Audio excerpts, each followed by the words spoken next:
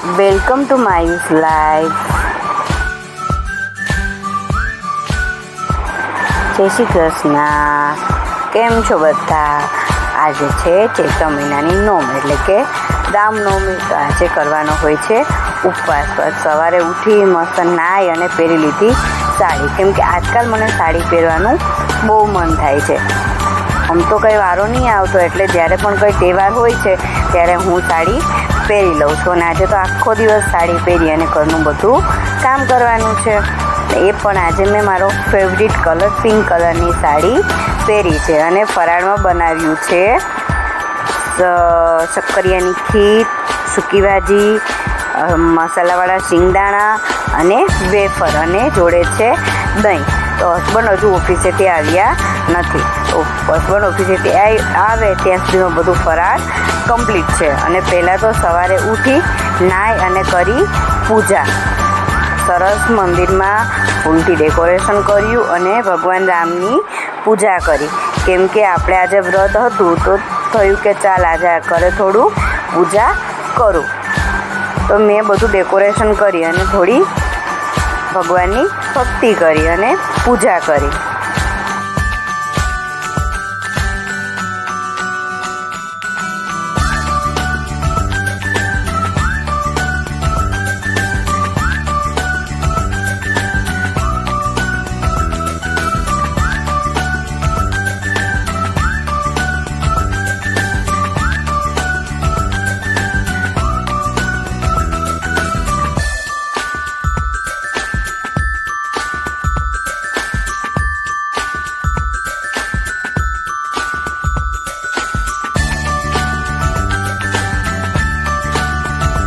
સાડા 12-1 વાગતા હસબન્ડ બી ઓફિસથી આવી ગયા અને અમે લોકો બેસી ગયા ફરાળ કરવા. ફરાળ કરી અને રસોડામાં બધું સાફસૂફ કર્યું. તો થયું ચાલ થોડું શૂટિંગ કરી લઉં.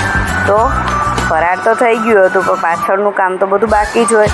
ફરાળ કરી ફટાફટ વાસણ કર્યા.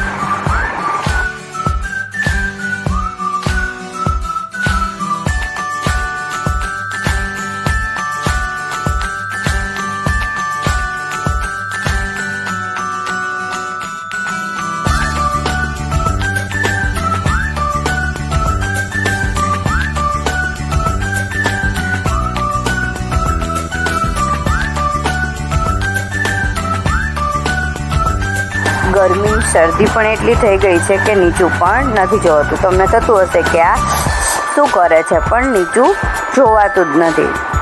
તો શું કરું, કામ તો કરવું પડે, એમાં તો ચાલે નહીં. તો ફટાફટ બધું રસોડાનું કામ પતાવી દીધું. અને ત્યાં તો અમારા રાજકુમારી પણ ઉઠી ગયા. તો કામ જેટલું બાકી હતું એટલું મૂકી અને થોડી વાર નિર્વાને રમાડી, કેમ કે કામ તો પૂરું થવાનું જ નથી, પણ છોકરાઓને પણ ટાઈમ આપવો પડે. તો ગટિયું મારું ઉઠ્યું હતું અને એ તો એને થોડી વાર રમાડી. જો કેવી રમે છે, એને ખબર પડી જાય, ફ્લેશ ચાલુ થાય ને કે શૂટિંગ ઉતારે છે, એટલે એ ફોન સામે જ જોયા રાખે.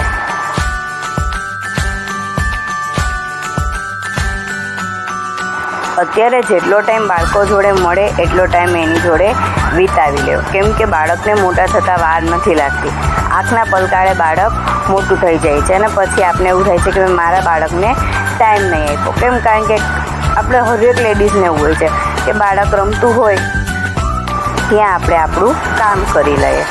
તો મેં પણ હસબન્ડ આજે થોડા ફ્રૂટ લાવેલા, તો બધા ફ્રૂટ મસ્ત 2-3 પાણીથી વોશ કરી લીધા, કેમ કે વોશ કર્યા વગર ફ્રૂટ્સ હું કોઈ બાળકને આપતી નથી. તો મસ્ત 2 પાણીથી વોશ કરી અને ફ્રૂટ રાખી દીધા. હવે બપોર પછી જ્યુસ બનાવી અને બચ્ચા પાર્ટીને આપીશ. ફ્રૂટ એકદમ ફ્રેશ હતા. પછી 7-7:30 થતાં તાપ થોડો ઓછો થઈ ગયો હતો, એટલે મસ્ત ફટાફટ નિર્વાબેનને તૈયાર કર્યા. અને એને તો તૈયાર કરવામાં, એના વાળ ઓળામાં તો એટલી વાર લગાવે. ફટાફટ અને રેડી કરી અને અમે લોકો નીકળી ગયા બહાર, કેમ કે થોડી શોપિંગ કરવા માટે જવાનું હતું.